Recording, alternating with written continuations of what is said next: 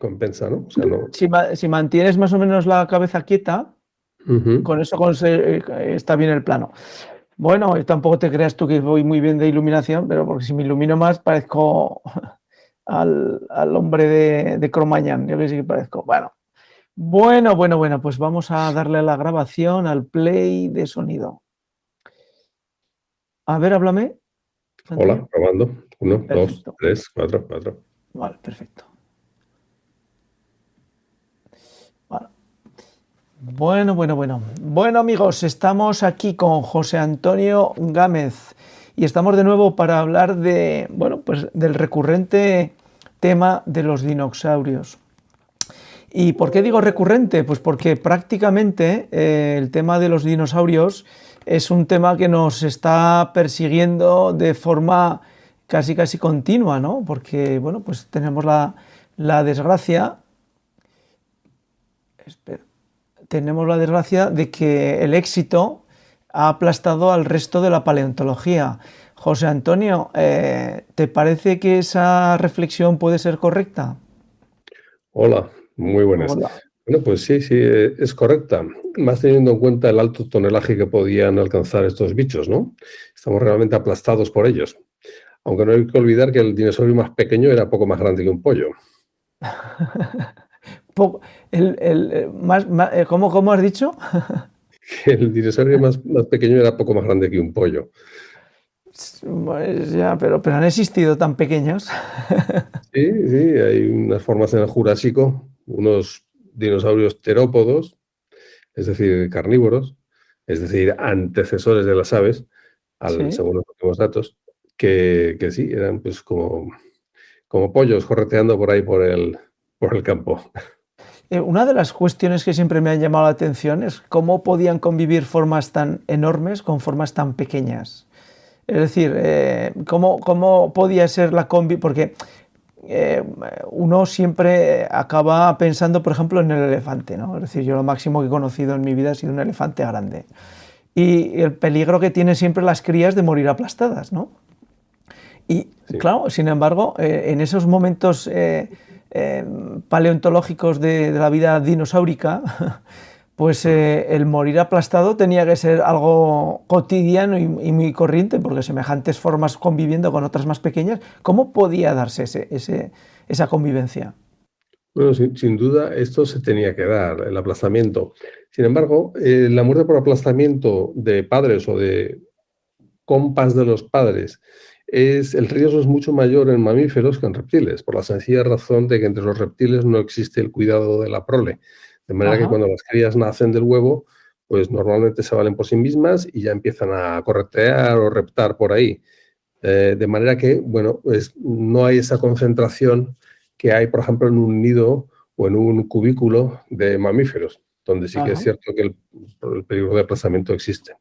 Se busca la vida antes, bueno, desde el primer momento, los reptiles. Y entonces eso No, no como aumenta el riesgo de nosotros. depredación, pero disminuye el riesgo de aplastamiento por un despistado mayor.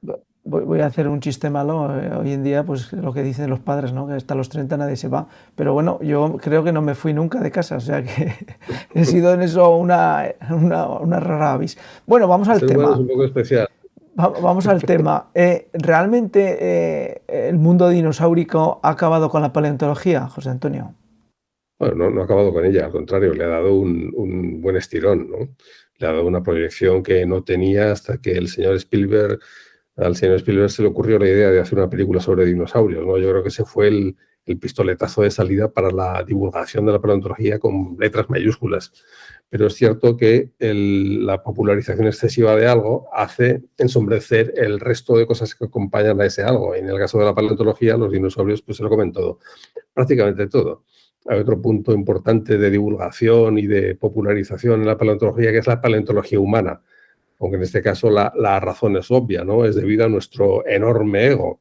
Damos una importancia a la evolución humana que, bueno, que está ahí, ¿no?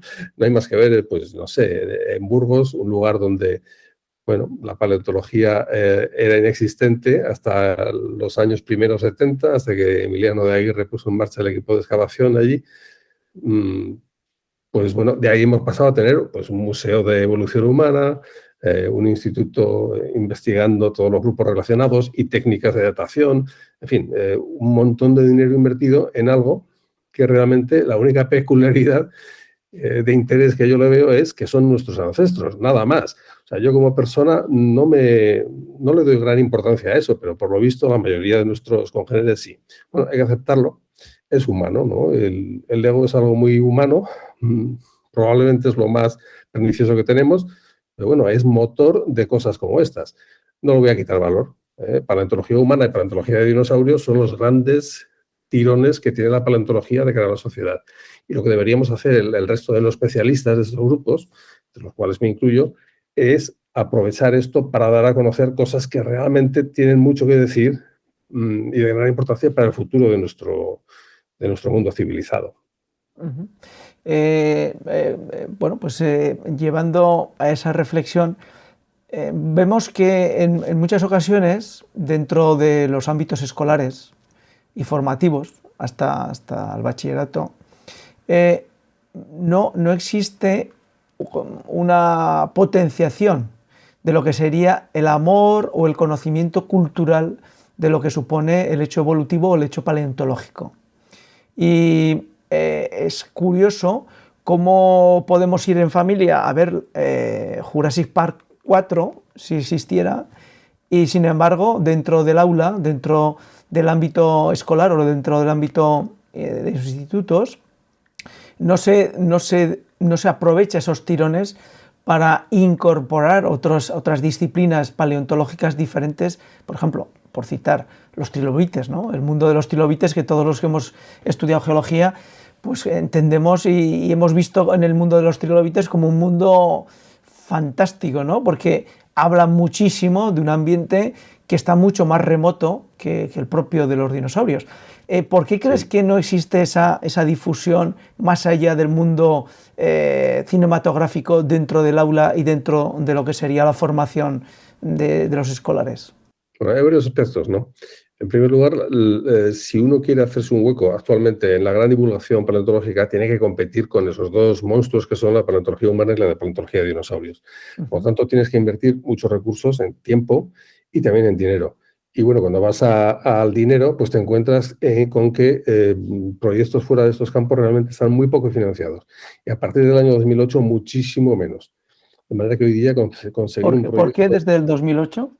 A raíz de la crisis de la gran crisis de 2008, 2007-2008, pues la respuesta del Ministerio de Educación y de Investigación en España fue reducir los presupuestos dedicados a la investigación básica y también a la aplicada. Mientras que otros países como Alemania, su respuesta fue incrementarlos. Fue algo muy llamativo. Lo recuerdo perfectamente como cuando explotó la crisis en 2008, España pues redujo un 15% el dinero dedicado a la investigación el primer año, ese 2008, y al siguiente otro 15%. De manera que, en cuestión de 2 años, retrocedimos atrás en el tiempo, como la película de Michael J. Fox. Mientras que Alemania, ante la misma crisis, Alemania lo que hizo fue incrementar el dinero en investigación, con el gobierno de entonces Angela Merkel. Entonces, bueno, de ahí vienen las diferencias posteriores, ¿no? Entonces, competencia por los recursos. Es un tema muy, muy problemático hoy, obtener recursos para hacer investigación básica en paleontología. Pero sin embargo, lo que llama la atención es que dentro del aula de los institutos y los centros de secundaria aparecen todo tipo de asociaciones. Es decir, no voy a citarlas, pero todo tipo. Yo, que he tenido 2 hijas en periodo escolar, he ido comprobando cómo aparecían asociaciones que aprovechaban el tiempo escolar y explicaban las cosas más variopintas. Nunca apareció ninguna asociación de amigos de la paleontología de los trilobites, por ejemplo. Nunca apareció alguien que explicara elementos que fueran complementarios a las asignaturas y que hoy en día pues, se podrían llamar como contenidos. Pero sin embargo, que tú y yo sabemos que esas explicaciones son las que te dan el entendimiento de por qué uno está sentado tantas horas en un pupitre escuchando a un profesor. Es decir, el cariño o la aproximación o el amor por una cultura, por un conocimiento, por una ciencia. ¿Por qué crees que no aparecen esos esos grupos de asociaciones en el aula? Sí, esto es algo que en los últimos tiempos yo creo que debemos entonar en mea culpa los profesionales y los que pertenecemos a ese tipo de asociaciones. Por ejemplo, yo recuerdo que a partir del año 83, en el año 83 se creó en Zaragoza la Asociación Paleontológica Aragonesa, que fue la primera asociación dedicada a la promoción de la paleontología desde el punto de vista del aficionado, la primera en toda España. Y todavía existe. Yo fui socio fundador, era tesorero. Y yo recuerdo que se hacían muchas actividades de ir por colegios, de hacer pequeñas exposiciones. Era una cosa muy dinámica. Después, en el año 95, se fundó la Sociedad de Amigos del Museo Paleontológico, que ha hecho un gran papel, que lo sigue haciendo, pero que en ese punto hemos de decir que nunca le hemos dedicado suficiente atención. También hay que tener en cuenta una cosa, que para tener una presencia asegurada y continua en los colegios, debes hacer proyectos, enviarlos al Departamento de Educación, en este caso del Gobierno Autónomo correspondiente, y conseguir que ellos lo incluyan en su planificación. O sea, hoy día no puedes llegar y proponer una actividad nueva en mitad del curso o a principio del curso. No, tiene que estar planificada previamente, incorporada al currículo. Por lo tanto, esos mecanismos echan para atrás a la gente, a las iniciativas, hay que decir. Yo, por ejemplo, con el profesor de Ciencias Naturales de mi hija, en el instituto donde vivo, bueno, concertamos hacer una actividad. La respuesta del jefe de estudios fue, no, hombre, esto hay que hacerlo con más tiempo.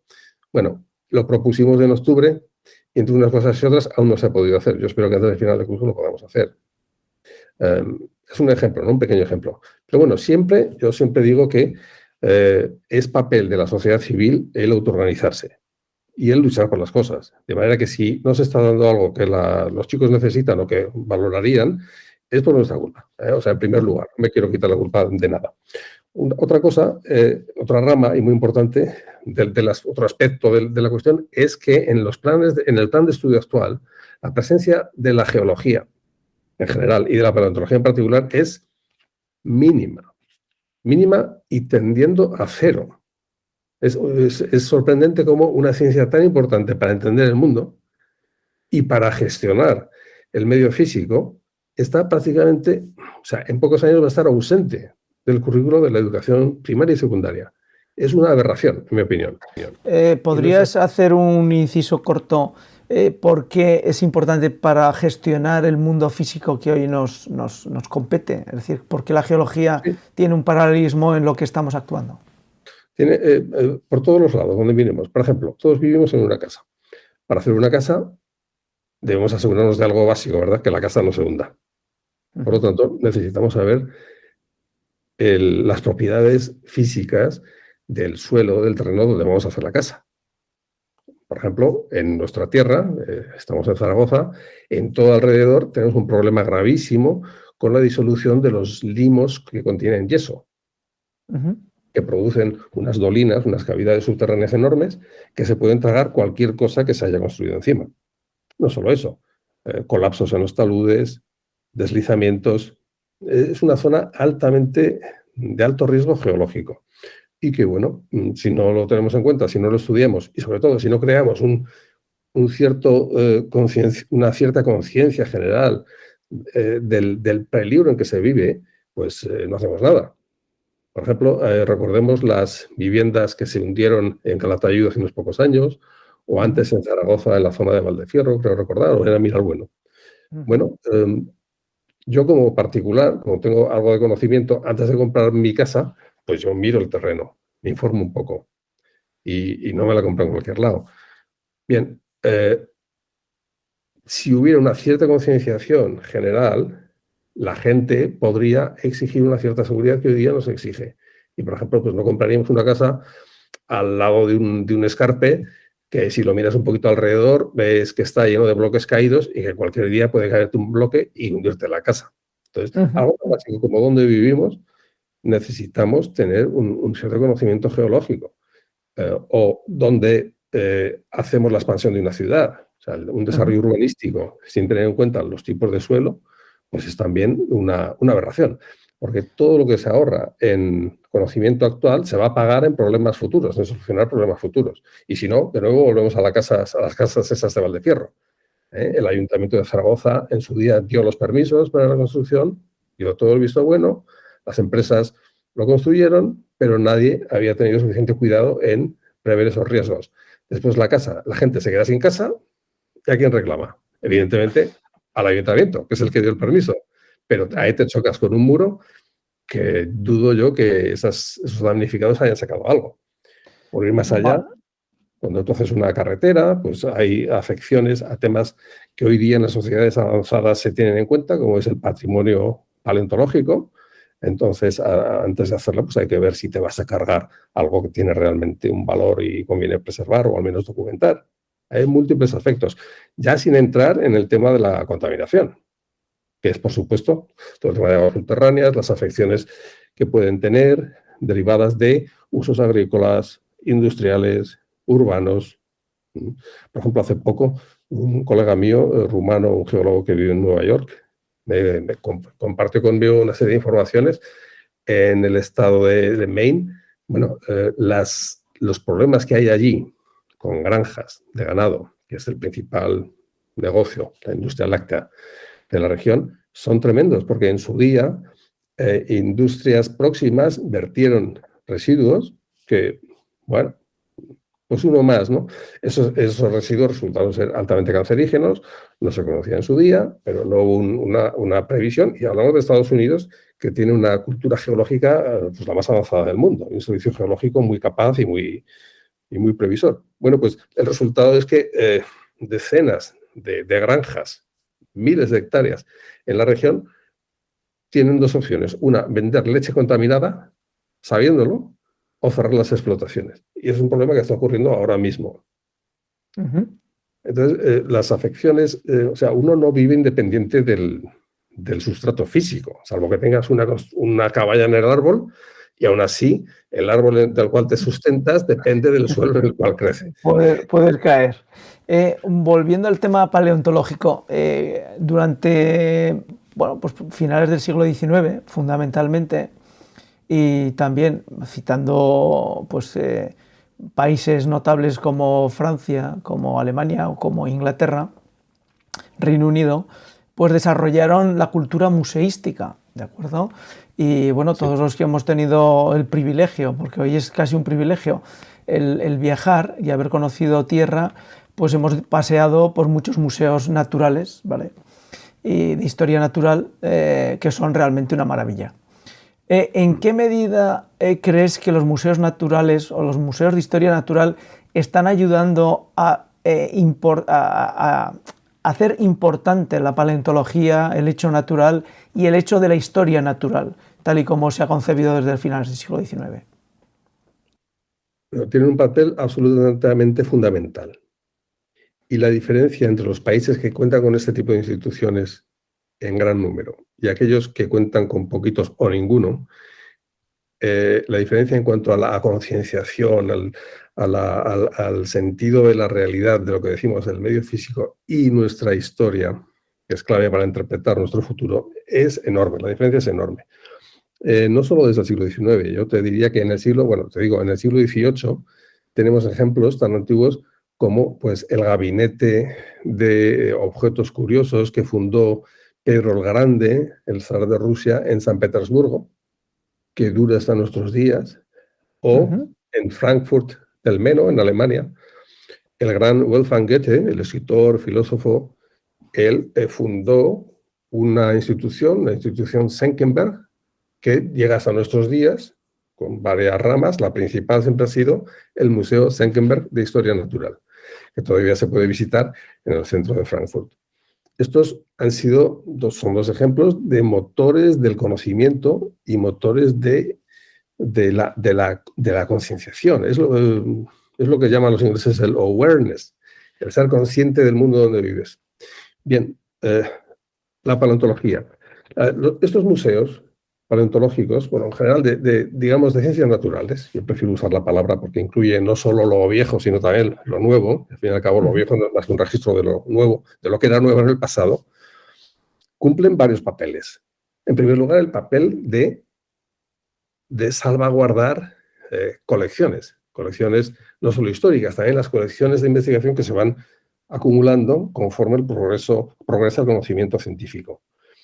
Esa salvaguarda, en ocasiones, es material, viene de materiales que se han sacado antes de hacer una obra pública, ¿no? Antes lo comentaba, cuando haces una obra pública, si va a hacer una afectación en un yacimiento, pues en ocasiones, por ejemplo en Aragón conocemos una, desvías la carretera, pero esto es algo excepcional. Cuando se hizo la carretera autovía de Madrid, al pasar por Ricla, pues la autovía se desvió, producto de la presión, bueno, de la movilización vecinal, de la comarca de Bajo Jalón, para salvaguardar los yacimientos de los costados. Entonces echaron la carretera más hacia la sierra y salvaguardaron los yacimientos de los costados de Ricla. Bueno, en otras ocasiones no se desvía la obra pública, sino lo que se hace es documentar algo, y ese algo, esos materiales, hay que luego catalogarlos, depositarlos en una institución, la mejor para esto es un museo, evidentemente, y después estudiarlos. Un ejemplo, cuando el AVE de Madrid a Valencia atravesó la provincia de Cuenca, en la localidad de Lo Hueco, se llama Lo Hueco, se encontró un yacimiento de dinosaurios enorme, lo más grande conocido en España. Todavía se está estudiando el material que se sacó de allí. Todavía se conoce poco para el gran público.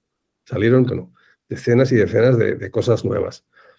Bien, por lo tanto, los museos tienen un papel fundamental en salvaguardar, pero también en promover conocimiento y en dar a conocer el conocimiento.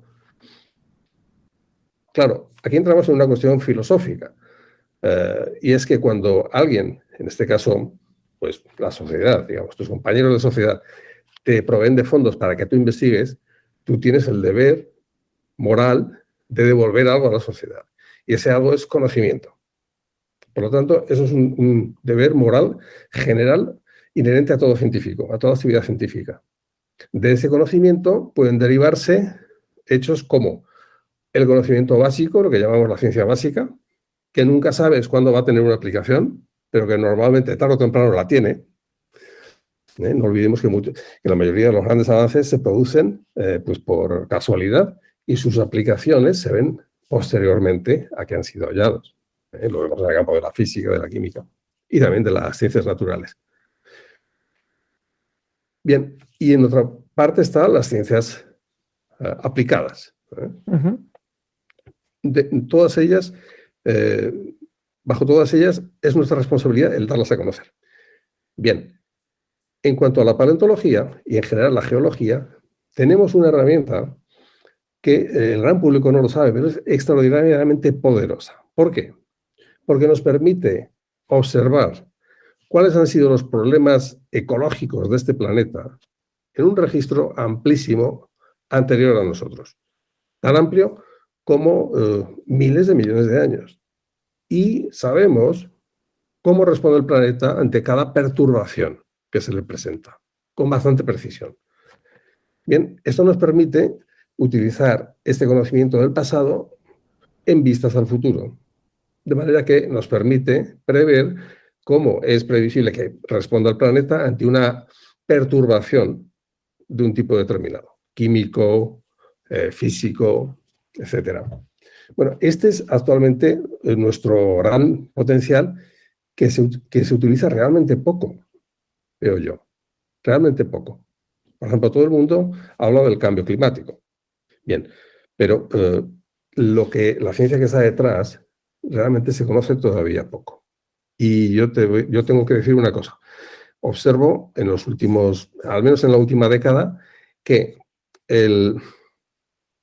los aspectos derivados de la gestión del cambio climático han sido secuestrados por los políticos, sobre todo por ciertos políticos de orientación globalista, de una manera tal que gran parte de la sociedad, cuando oye hablar de ambientalismo, de ecologismo, de protección, pues se echa para atrás y dice, hey, tú estás manipulado por aquellos chicos que nos quieren llevar a una transición ecológica rápida, imposible de hacer en los términos que se plantean y extraordinariamente cara, y que además tenemos que pagar todos nosotros. Entonces automáticamente desconfían de algo como es la ciencia básica cuando ésta habla de la protección del medio ambiente. Y yo me siento un poco capturado ahí dentro, ¿sabes? Porque yo por una parte veo que hay muchísimas evidencias que hablan de que el planeta está cambiando, pero que han sido, como digo, José Antonio, porque el tiempo se nos echa encima, es una pena como el tiempo nos secuestra, pero te hago una propuesta para el siguiente episodio si tienes a bien.